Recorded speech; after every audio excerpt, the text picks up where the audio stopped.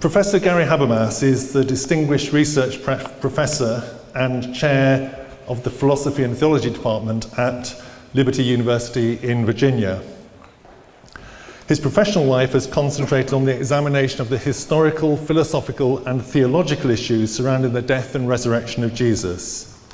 However, his earlier years were ones of deep searching for religious or non-religious belief system that he could know to be true. Now for me, with his background of serious skepticism and inquiry alongside some of his later pastoral work, Professor Habermas, it seemed, was well placed to write about issues of doubt. And I would recommend his book, The Thomas Factor, Using Your Doubts to Draw Closer to God. You can find this as well as other resources from Professor Habermas on Be Thinking, and it really is worth the read.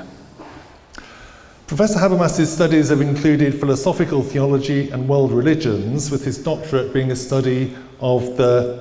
historical study of the resurrection of Jesus. He's the author of at least 36 books and over 60 book chapters or articles, most of which deal with his key topic of the resurrection. It's a pleasure, therefore, to welcome him to our conference today to speak to us on the resurrection evidence that changed a generation of scholars. Please welcome with me Professor Gary Habermas.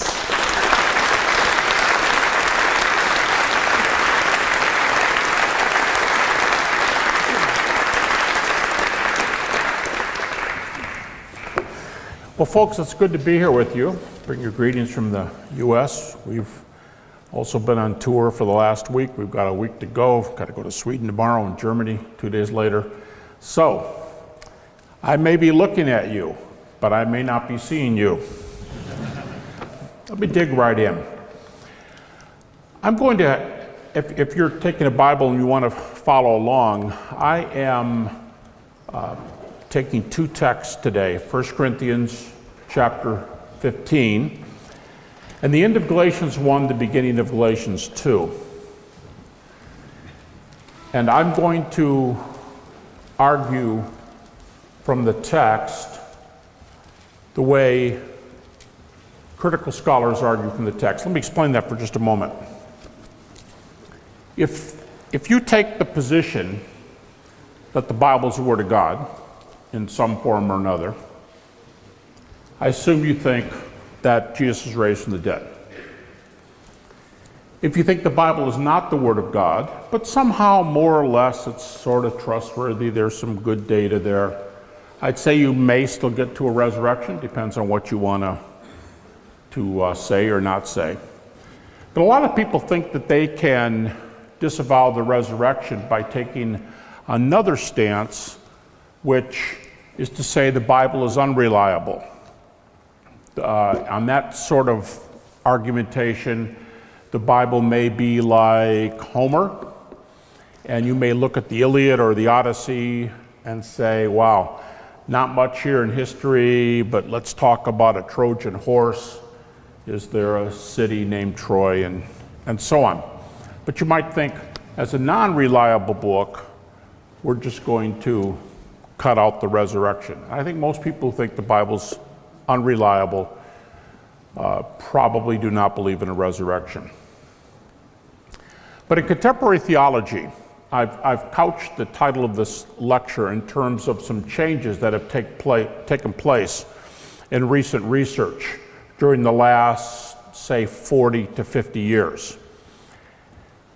And scholarship, now I'm talking about critical scholars, people who have terminal degrees, doctor's degrees, hopefully peer-reviewed publications, hold positions of authority in a relevant field. Might be history, might be philosophy, certain scientific fields, certainly Old and New Testament, things like that. People who are trained that way are going to come at this material entirely differently than a lot of the folks on the websites, popular websites in the West, where people blog and critique and often call themselves Bible scholars or historians or philosophers or something like that, but they don't seem to have the requisite characteristics. I'll always remember a famous critique of the resurrection. Well, it wasn't so famous, but a critique of the resurrection that was published some years ago. And this journal obviously thought that the writer was qualified to write. After all, he was an American diplomat to a South American country. Now, somebody might do that, and they may read, and they may be good, and they may be they may talk about this. But oftentimes, what I'm saying is there's a difference between someone who has reason, about whom we have reason to think that they are trained in the data, and some who don't. If you talk to a John Dominic Crossan or a Bart Ehrman or a Marcus Borg, you're going to get an entirely different picture than if you talk to somebody who says, Jesus probably never lived, we don't have any data in the New Testament, and so on. Today, critics will allow you to use portions of the New Testament. And this is one of the hardest things to get across to folks, because you'll start with the methodology and someone's going to say, but you're using the New Testament. Right. Okay, let me go on. No, but you're using the New Testament. And finally, you get the point that what they're saying is, if you're a critic, you can't use the New Testament. And the thought seems to go something like this. The New Testament is a prejudiced book, so it can't say anything truly, but I'm an atheist, so what I teach is neutral, and I don't have a perspective. It's like study philosophy. If you don't think you have a perspective. We all have perspectives. So, but Dom Crossan would never make that mistake. Bart Ehrman would never make that mistake. Read their books, and they're going to start the same way we're going to start today. We're going to talk about a couple texts that they are also willing to talk about. And if you don't bring up the text, they're going to bring up the text. Why? Well, I'm going to say a little bit about the Gospels today, but most of what I'm going to say is about the Apostle Paul. So more about this as I go, but I'm going to argue that you can use a critical approach to the New Testament and still come away believing the resurrection. In fact, from my studies that I've done in the last 40 years, I would argue that the majority of scholars today, writing in the field, specialists, no matter how far left or right they are, the majority of them think something happened to Jesus after his death. Something happened to him, not just to the disciples, i.e., an experience. Now, what that might be and what they might say, that's different. But let me give you an example when I was in graduate school, many, many years ago.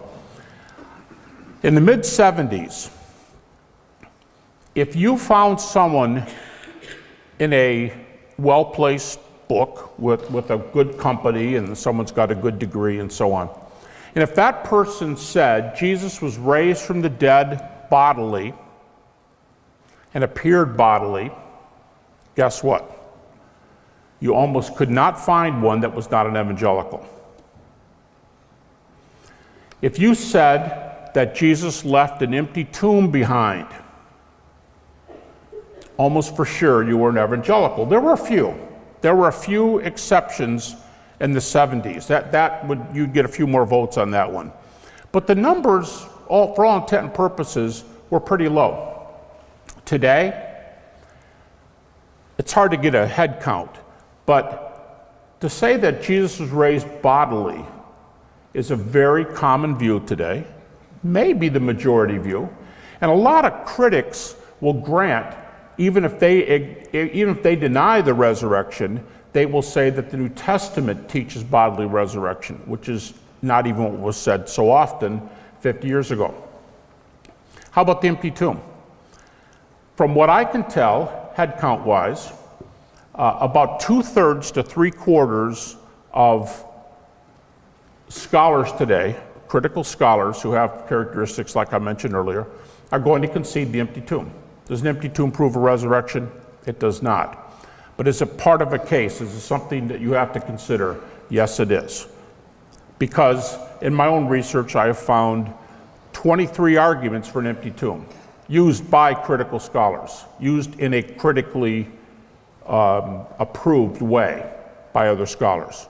23 arguments.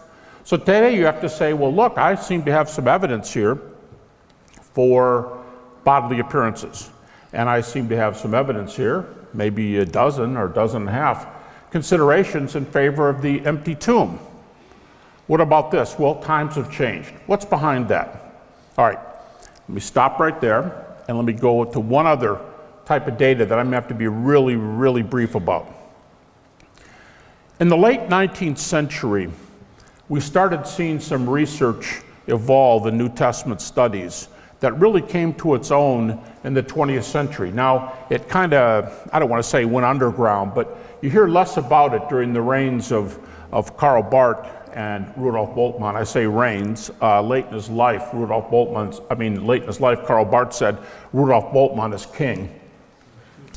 He's the most influential thinker, and that was after Barth had his own day, and that's what scholars often call the no-quest period for Jesus' existence. They both, from a more conservative viewpoint, from a more left-wing viewpoint, both would disavow searches for the historical Jesus. And so we see less. But when this starts dying down, let's say the 1970s, for the most part, moving on, books like Reginald Fuller's The Formation of the Resurrection Narratives and so on, a lot of emphasis was given to text in the New Testament. Actually dozens, if you go and unpack some of these. And we find that there's different sorts. I want to be real clear about that. There's different sorts. So I'm not trying to act like these are all synonyms. But they're sometimes called confessions, traditions, creedal passages, sermon summaries, hymns. And they're not only different in the species, but they're different in how they function liturgically in the church. Okay, but be that as it may, these little snippets, generally brief, are older than the text in which they appear. Now, evangelicals haven't done a lot with this until just a few decades ago, but most of us know something about Philippians chapter 2, and we say that that could very well be an early Christian hymn. You might hear that. Or you might hear that Romans 10:9, if you confess with your mouth that Jesus is Lord and believe in your heart that God's raised him from the dead. This is an early creedal statement, perhaps even a baptismal creed. Even Rudolf Bultmann thought that. Romans 1:3 and 4, Jesus showed himself to be Son of God, Lord and Messiah by virtue of his resurrection from the dead. Large agreement that this is an early creedal statement. In the book of 1 Corinthians, there are three texts, actually, that refer to creeds, two of them very well known. In 1 Corinthians chapter 11, Paul says, I delivered unto you that which I also received, how that Jesus Christ, the same night in which he was betrayed, took bread, and when he broke it, he gave thanks, saying, and I think you know that passage pretty well. One of the most discussed New Testament passages, without any question, is 1 Corinthians chapter 15. And in 1 Corinthians 15, Paul talks about the gospel. Now let me just say here before I jump in. Today, the considerate position of the most of the critical scholarly community is that the books that bear Paul's name in the New Testament, anywhere between 6 and 8 of them are authentic. Now, by authentic, they mean written by Paul and are authoritative in some sense. Well, how is Paul authoritative? Well, for people who don't think in terms of inspiration, authoritative would mean written by a scholarly individual who was trained properly in the law, was somebody different before he came to Christ. He was a persecutor, he was a critic. He knows what he's talking about. You can see that he's a sharp mind. I still think the last time I was on this platform, it was with Tom Wright and Anthony Flew. And Tony Flew used to say, Paul is a first-rate philosopher, Jesus is a first-rate moral philosopher. He would use that little phrase over and over. My point there is, read the book of Romans, read the book of Galatians, and you can see a very carefully constructed argument. So Paul was intelligent, he was trained, he's in the right place at the right time, and as we'll talk a little bit about here today, he knew others who had been a very integral part of the life of Jesus. So generally, critics are going to concede, allow you to use texts such as Romans, 1st and 2nd Corinthians, Galatians, Philippians, 1 Thessalonians, Philemon. So they don't have a problem. In fact, as I said earlier, if you don't bring those texts up, they might. Because it doesn't mean they think they're inspired or inerrant or something like that, the critics, but they do think they're authoritative in the sense of being by a person who knew what was going on, right place, right time, asking the right questions with a lot of the right data. All right, that's going to be my little introduction here. 1 Corinthians 15 starts like this. Paul says, when I first came to Corinth, he says, I gave you the gospel which I was preaching. And depending on how you respond, he said, whether you believed or believed in vain, he says that determines whether or not you're saved. Those first two verses. I gave you the gospel. How did you respond? Now here's a footnote, and I'd say, when Paul defines the gospel in his epistles, and also we have a number of texts in Acts that do this, oftentimes called little sermon summaries, tend to be Acts 1 through 5, 10, 13, 17. That in these texts, we see a definition, minimal content for the gospel, minimal. A couple other things pop in other places, but here's the minimal content. Jesus' deity, indicated by titles, a lot of work being done on this today. Secondly, died, was raised. Now you could say, well, what about burial? Well, actually, Paul doesn't mention burial a whole lot of times. You could say, well, what about sin? You can put sin in there if you want to talk about, Paul says, 1 Corinthians 15:3. He starts giving a list of some of this data, and he says, died for our sins according to the scriptures. He doesn't say that as much as he says simply, talks about Jesus being a person of being deity and dying and being raised from the dead. Okay, so just to start, that's minimal data. Now, if you ask the average Christian, how would you verify this material?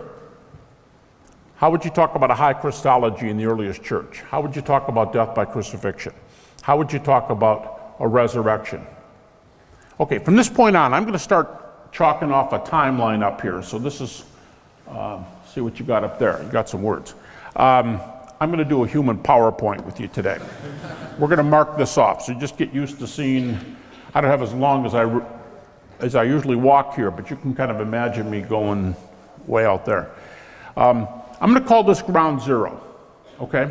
This is approximately 30 AD, which it's amazing. Scholars don't answer very specifically. You have to look a long time to find a whole lot of answers on when did Jesus die. 30 AD, I think it's fair to say, is probably the most common date. 33, if you will say 33. I'm just going to say ground zero because we're talking about how far from this point are these data reported.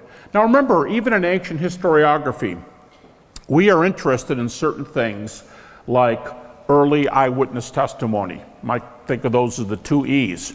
Early eyewitness testimony. Lucian, for example, perhaps the only ancient writer who gives us a philosophy of history or a historiography, how to write history.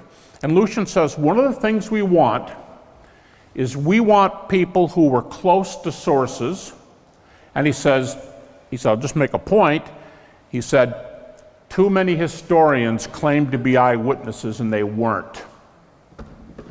So he tries, we want to be careful here, and an early eyewitness is better than a late eyewitness in general. Now, I mean, the late one might be the accurate one, but in general, we've got some principles here that we want to be careful of.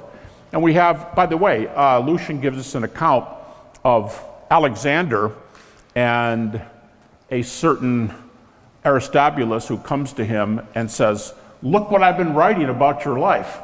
And Alexander takes this and spends a little bit of time reading it, talking about things like slaying elephants with spears and things like that.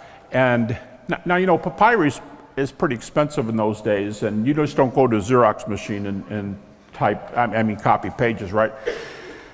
Alexander takes the document and throws it into the water. And then he says to Aristobulus, he says, It's a good thing I'm not doing that to you because you're spreading falsehood. Now, it's known that a lot of mythology was spread about Alexander pretty quickly, but I'm just saying Lucian is trying to make a principle about good sources, bad sources, who are they from, when are they eyewitnesses? Now, I won't continue that anymore, but I'm just going to say we still value some of those things today. So if you're going to answer that question, a lot of evangelicals are going to make this kind of move. Read books with reliability, what I would call reliability arguments, and I'm going to use critical dates, okay? Evangelical dates are a little bit earlier, but it's not a huge difference. Many Christians would argue like this. They'd say, well, if you're going to talk about Jesus, let's start with Mark, 65 to 75 AD. That's some pretty common math here. We're talking maybe 35, 40 years after Jesus. Matthew at about 80. Luke at about 85. Acts just a little bit later here too. And John at about, let's say mid-90s. And you stop and you say, hey, look, this is only 65 years later. Good sources, right? Well, you have to read ancient historiography to realize how close these are to the data. In fact, just to give you an example or two, I'll use a bad example first, but only because the person's so well known. Alexander the Great. Several people wrote lives of Alexander during his own lifetime, even a couple generals. Here's the bad news. We don't have anything. We don't have it. The approximately 5 accounts we have of Alexander are written between 300 and 450 years afterwards. So if this is ground zero and this is Alexander, we're going to be going way over there. And the best sources are Plutarch and Arrian, plus 425 to plus 450 AD. In other words, they're writing about 120 AD for Alexander's death, about 330 BC. Okay, someone might say, yeah, not a really good example because we know a lot of mythology spread about Alexander pretty quickly and there's a big gap there. Can you do a little better? Can you give us a contemporary example? Okay, real quickly, let me mention Tiberius. Tiberius Caesar dies just a few years after Jesus. We have 4 major sources for Tiberius, 4 major sources for Jesus, and you think, okay, that's a nice little parallel right there. Now, the first source for Tiberius is actually contemporary. You go, ooh, wow, that's tough. But actually, that's the source that gives the least information about Tiberius. The best source for Tiberius is Tacitus at plus 80. So Tacitus is 15 years other side of John. Suetonius about the same time. Dio Cassius about 180 after ground zero for Tiberius is going to be very close to ground zero for Jesus. And Dio Cassius is plus 180. Now some people are going to say, well, look, here's the problem.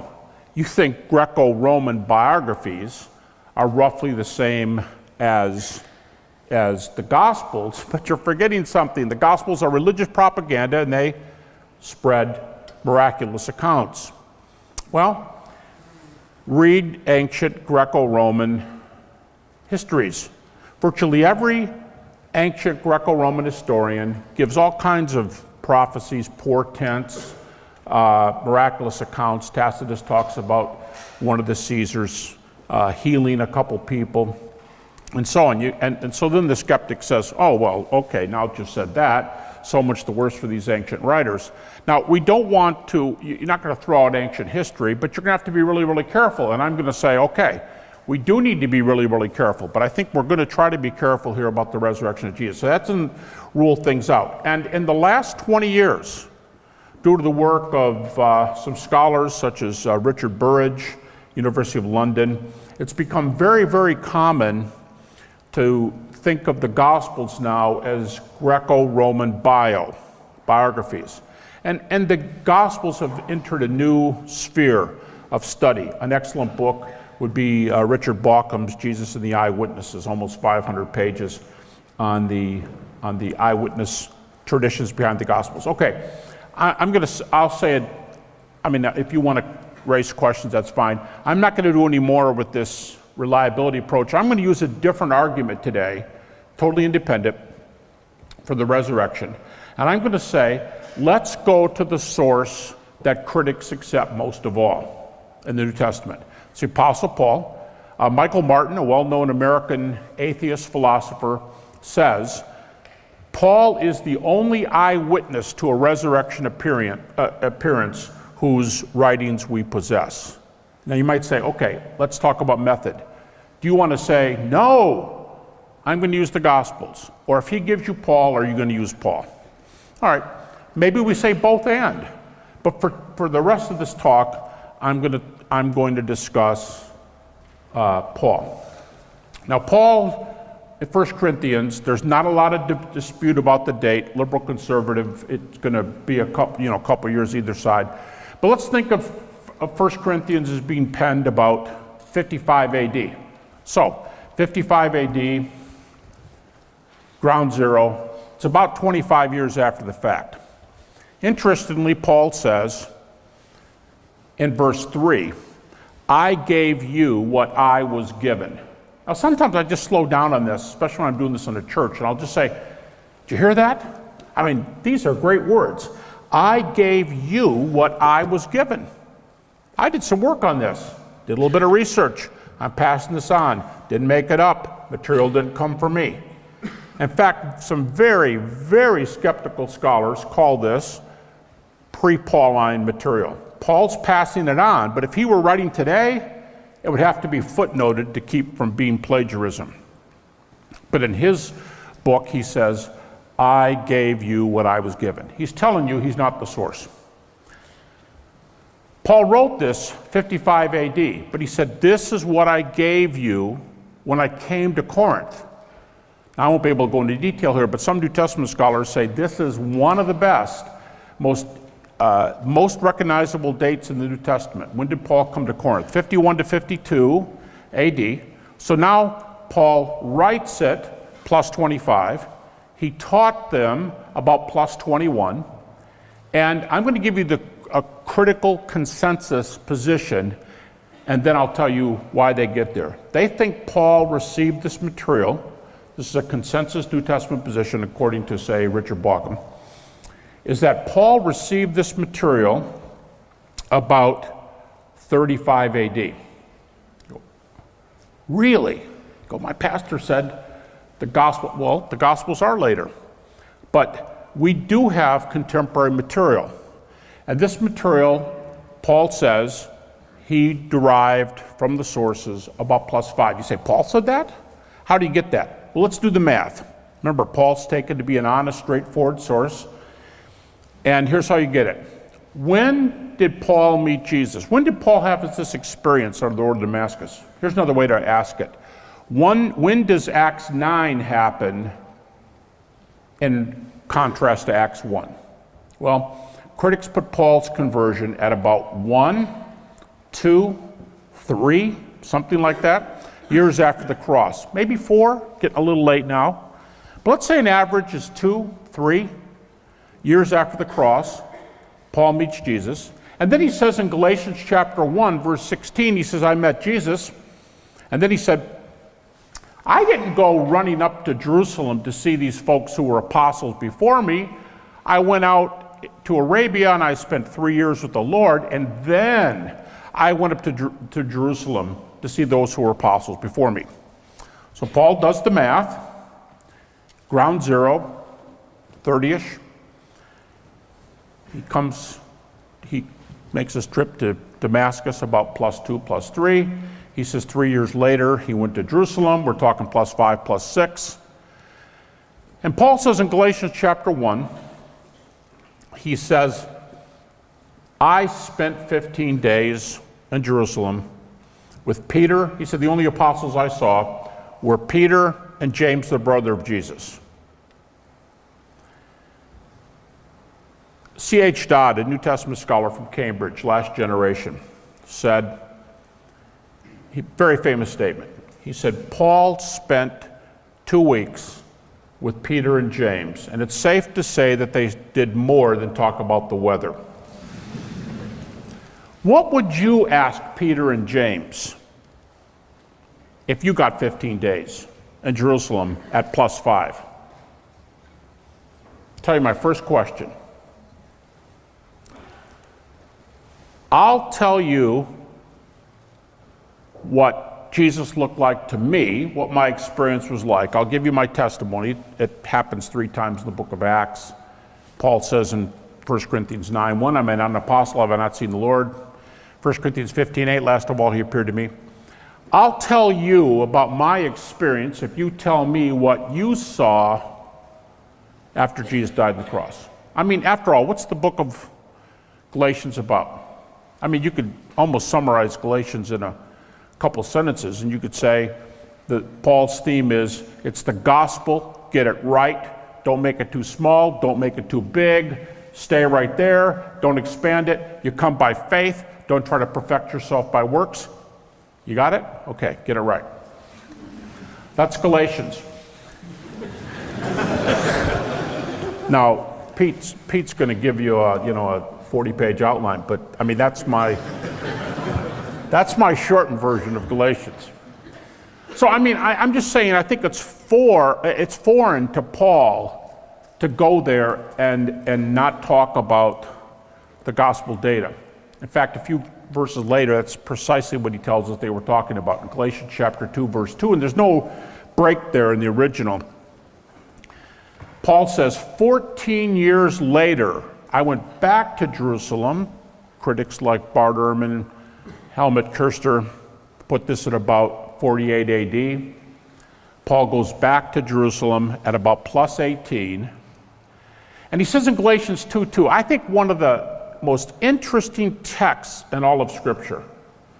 I like the King James rendering here, it's kind of interesting, although translations are pretty close, usually. It says, I went back to Jerusalem, and you find out he's meeting with the pillars, those who were apostles before me. And he says, I set before them the gospel I was preaching to see if I was running or had run in vain. To see if I was running or had run in vain. You go, Paul, dude, you took 18 years to get back to these guys just to make sure you're all on the same page regarding the gospel? And Paul would say, you know something? I can see you don't understand arguments real well. He said, let's do it again. You'll get it. He says, I met Jesus. Any problems with my source? I didn't think so. Okay. 3 verses later, I got it from Peter and James. Y'all have any issues? Good, that's smart.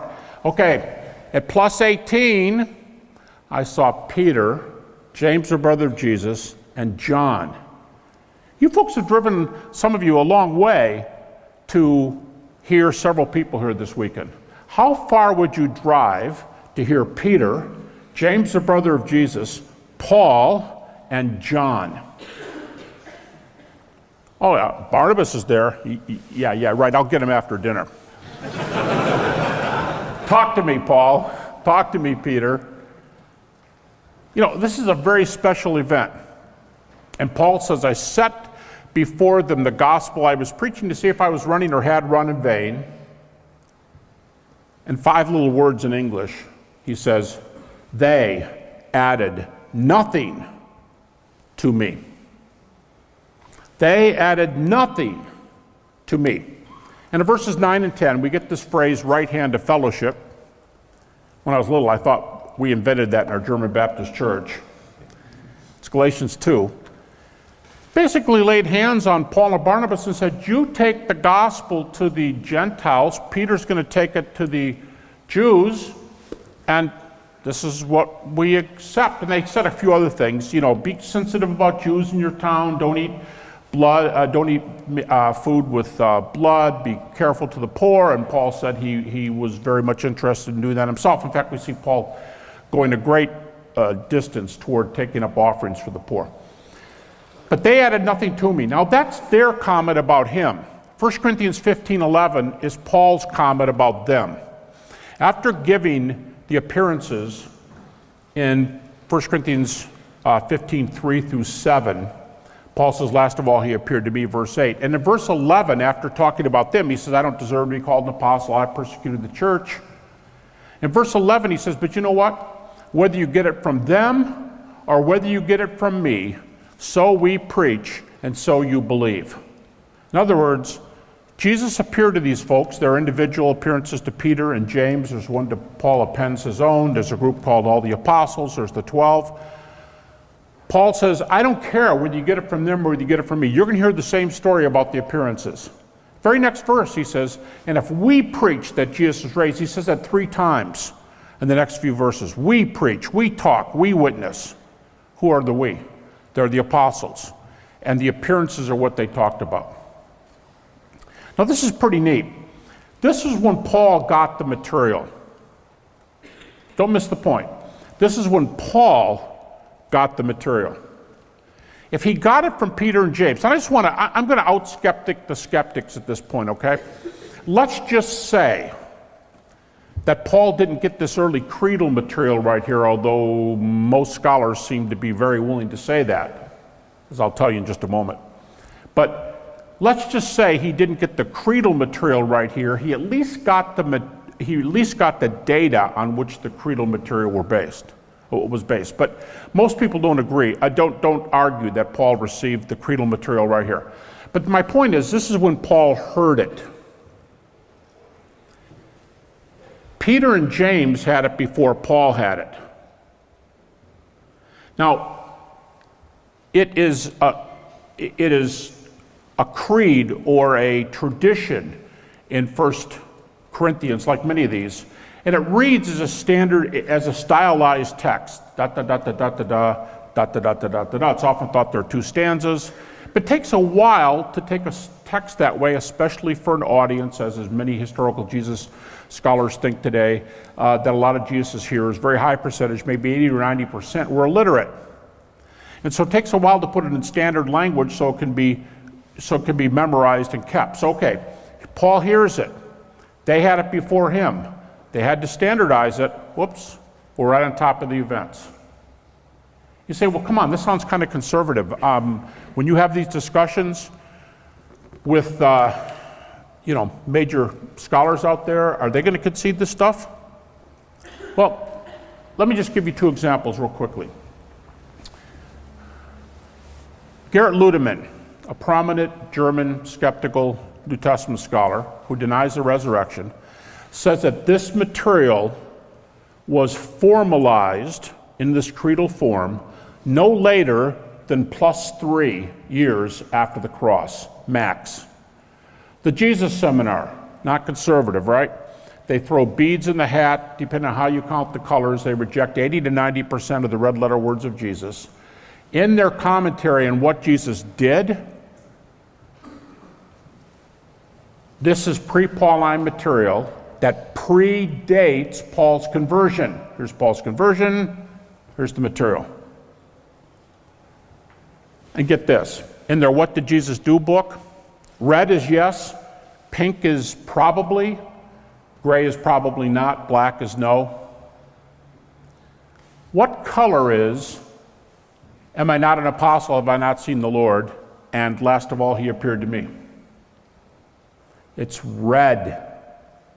Yes. Really? Jesus Seminar, yeah, red. Okay, what about that first statement of the creed? He appeared to Peter. Pink. And in the note they explain, the reason it's pink is because we get it from Paul. If we'd gotten it from Peter, it would be red. But Paul is passing the tradition on, so it's a little bit more hearsay. It's pink, it's probable. And then the note says, oh yeah, and there's another group here that's real important. The appearance to the women is also authentic, although they don't tell you if it's red or pink. Now this is amazing that they're going to take that kind of respect. Now you say, well, they don't believe the resurrection happened. No, because in their first book they say we're not going to give any sayings of the risen Jesus because dead people don't rise and everything that happened is over on Friday. But they do rate those events red and pink. So what I'm saying is there's some reliable tradition there, we can talk about them. Okay. Let me bring this to a close. It's a very early date. We have data here we can use. Now people are going to come up with naturalistic theories. We get 5 of them right in the New Testament. But they're going to say, well, yeah, I'll admit all this, but I don't know if the resurrection happened. What if? And the point is, I don't know, Bill, I don't know what you do when you debate with the resurrection, but I want my opponent to pick a theory. I want them to pick a naturalistic theory. And some of them will say to me, yeah, I'm not going to pick a naturalistic theory. Why not? Well, because I'm going to pick something, you're going to get me in a corner, and it's not going to be real a guy actually said that to me. You're going to get me in a corner, and I'm not going to like that very much. I go, wait a minute, whoa. I'll just tell you who I am. I'm a supernaturalist. I believe the resurrection. You're a naturalist, right? Yeah. You don't believe the resurrection? Nope. To be a good naturalist and pick a theory. Okay, I'm not going to be able to work through this. Maybe we can during the Q&A, but my point is these are some of the data. Put the empty tomb in there if you like. It's not as admitted as widely as these other data I've been using. It's 2/3 to 3/4. All right, let me make a comment here and I'll be done. Paul ends the chapter, and the resurrection of Jesus isn't something that's just in a vacuum. He ends with verse 58. He's been saying in verses 12 through 20, he says, if this isn't true, this is vain, this is vain, this is vain, this is vain. And then he says in verse 19, if Christ has not been raised and we only have hope in this life, we are of all persons most miserable. Then in verse 20 he says, forget everything I said, flip-flop it, because Jesus has been raised from the dead, and he's the first fruits of those who sleep. He goes on and talks largely about the resurrection of the body, and he ends in verse 58. He says, yeah, no, this stuff isn't vain. He says it's not in vain. And he says, hang in there. Be steadfast. Your labor in the Lord. He says, first of all, he says, be steadfast. Secondly, he says, your labor in the Lord is not in vain. Very next verse, 16:1, he's taken up an offering for poor believers. What he should be doing. What they ask him to do too. But he's very willing to do that, as he says. So Christianity, it's not just something we can talk about true or false. We really want to chat about that. But it's something that makes a difference.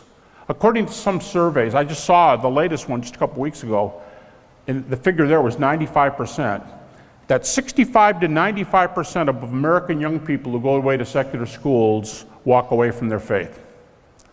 65 to 95%, depending on which survey you get. That's their own experience. They say they walked away from their faith. Now the good news is a later study said that 80% of them come back, usually in their 30s.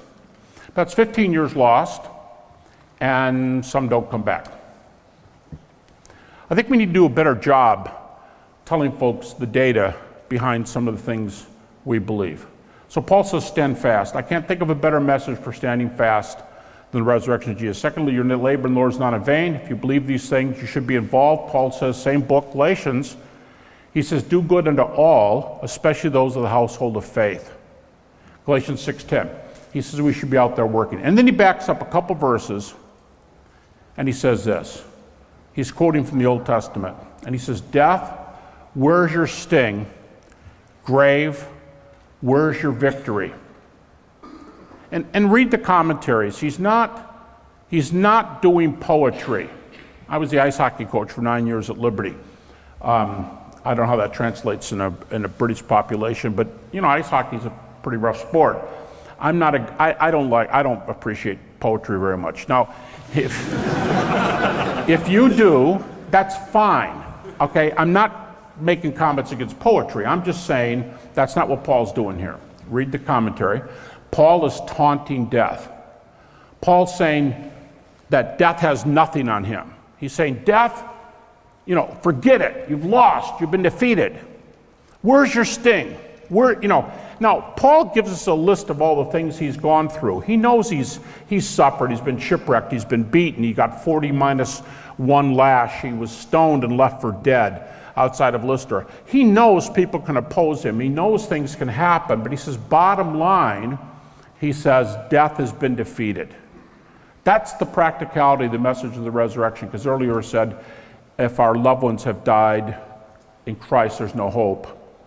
And then he says, but they've died with hope, because death you lost. Where's your sting? Some of you know my story. You know my Eileen is here. I was remarried, but my wife Debbie died in 1995 of stomach cancer. And I won't take that in any more detail except to say, you know, it makes a lot of difference when it's somebody that you love and you're so close to. And let me end with Paul's words in 1 Thessalonians. He says, we mourn when our loved ones die. We mourn, but not as those without hope. Do you ever think about the difference between mourning with hope and mourning without hope? It only makes an eternity of difference. Mourning with hope, mourning without hope. All of that is because of the resurrection. The resurrection of Jesus is linked to the resurrection of believers more than any other doctrine in the New Testament, almost 20 times. John says we shall see him as he is and we shall be like him. Paul says he will change our vile body to be like unto his glorious body. And he says we have our citizenship at heaven, Philippians chapter 3. Greatest message in the world, stand fast, get about your work, because our faith is well grounded.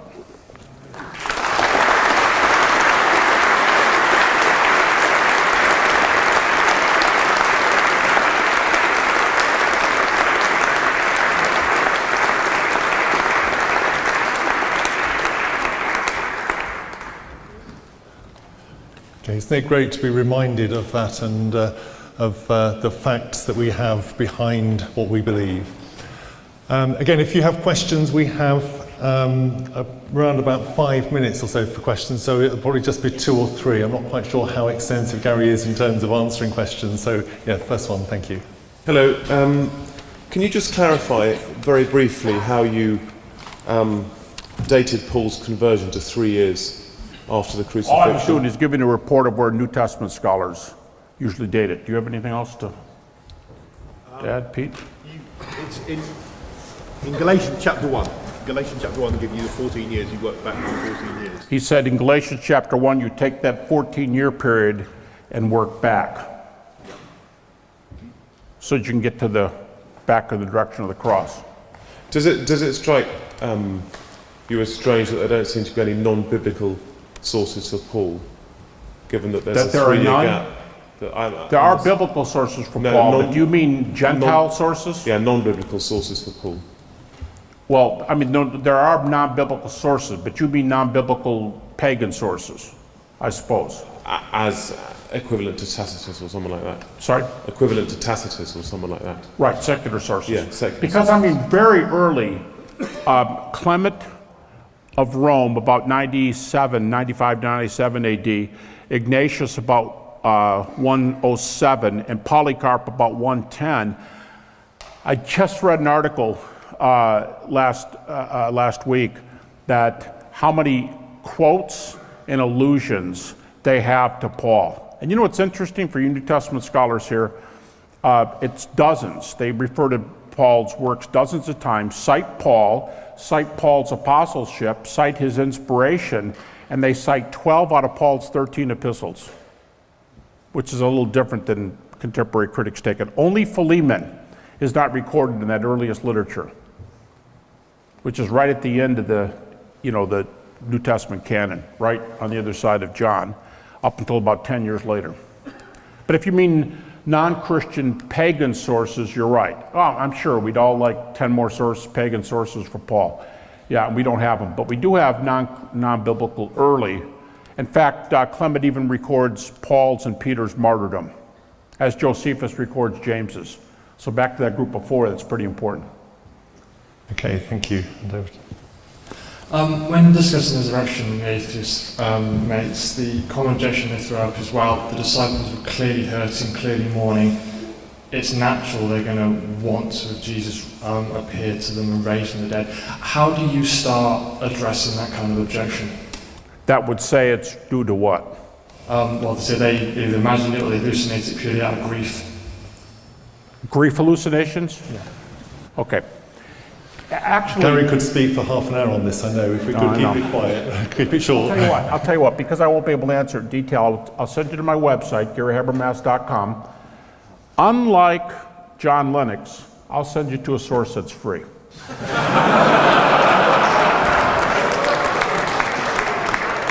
On my website, under the articles tab on the left, I have an article on hallucination. I have 19 responses to several sorts of hallucination. Grief hallucination is one of the most common ones.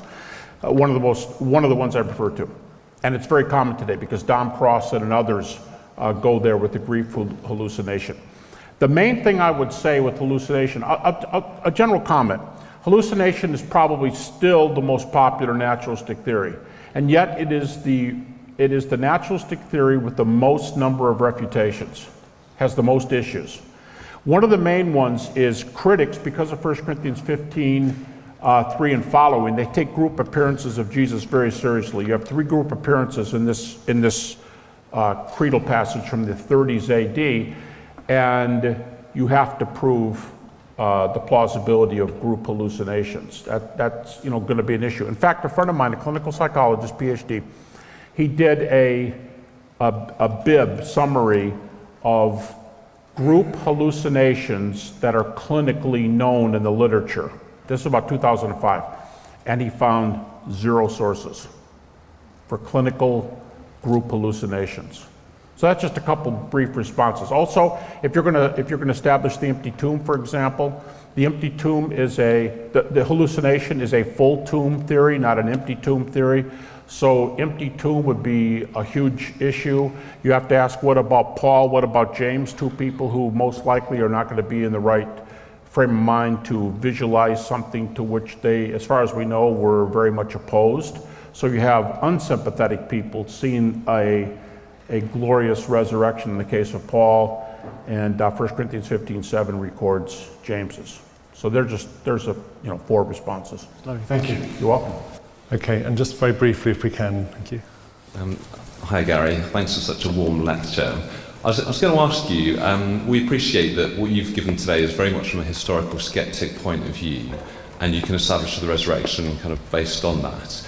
What do you do if people started getting interested in this and then start reading the gospel accounts for themselves and recognise the differences in the account? I know it's a red herring to the actual establishing of the historical resurrection, but can you maybe suggest any literature apart from Easter Enigma that kind of works? I know harmonisation is sometimes a bit of a swear word in the historical You mean the so-called apparent discrepancies in the gospel accounts? Yeah, can you recommend anything to dig into? In fact, some of these issues are so common that when people try to show their discrepancies in the Gospels as a whole, they use the resurrection accounts. And in particular, the 2 most common ones, of course, are the women who go to the tomb and the number of angels. The women is probably the most common one. And to me, I know critics can have good questions. I know they can be very, very sincere. I've got a lot of friends who are critics and skeptics. And so I don't mean this like try reading the text. But there are a few times you'd like to say to them, just read the text like you'd read any other text. Because on the question of the women, here's how many women are said to go to the tomb. Matthew 2, Mark 3, Luke 3, John 1. Okay, so first of all, it's not 1, 18, 22, and 14.